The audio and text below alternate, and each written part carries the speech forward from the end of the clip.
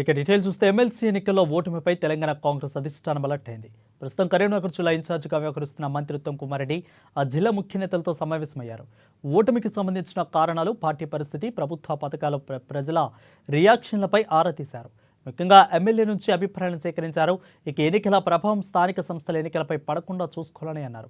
స్థానికల్లో BRS, బీజేపీకి ఏమాత్రం అవకాశం ఇవ్వకుండా మెజార్టీ స్థానాలు గెలిపించుకునేలా అందరూ ఉమ్మడిగా పనిచేయాలని ఆదేశించారు. ఇక పార్టీ అంతర్గత విషయాలు బయట ప్రస్తావించకూడదని, ఏదైనా సమస్య ఉంటే అధిష్టానం దృష్టికి తీసుకురావాలని సూచించారు. ఇక ఈ సమావేశానికి జిల్లా మంత్రులు శ్రీధర్బాబు, పొన్నం ప్రభాకర్, జీవన్ రెడ్డి హాజరయ్యారు.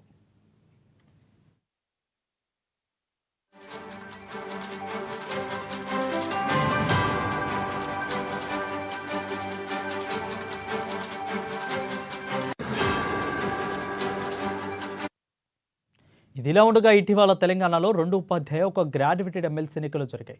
ఇందులో 2 బీజేపీ, 1 స్వతంత్ర అభ్యర్థి గెలుపొందగా కాంగ్రెస్కు భారీ ఎదురు దెబ్బ తగిలింది.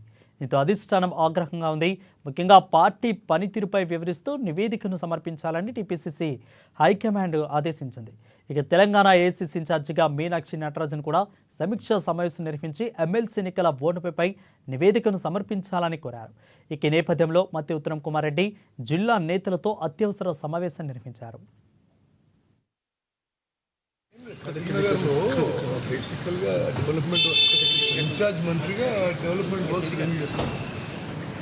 కొంత ఎమ్మెల్యేలు అందరూ కలిసి they wanted to meet and discuss వాళ్ళ ఇరిగేషన్ ప్రాజెక్ట్స్ ఇవన్నీ కూడా. గ్రాడ్యుయేట్ ఎమ్మెల్సీ ఎన్నిక ఫలితమైన ఏమన్నా డిస్కషన్ ఉంది సార్? అది ఎజెండాలో లేదు. వాట్ ఎవర్ డెవలప్మెంట్ వర్క్స్ ఇష్యూలో సో కరీంనగర్లో బేసికల్గా డెవలప్మెంట్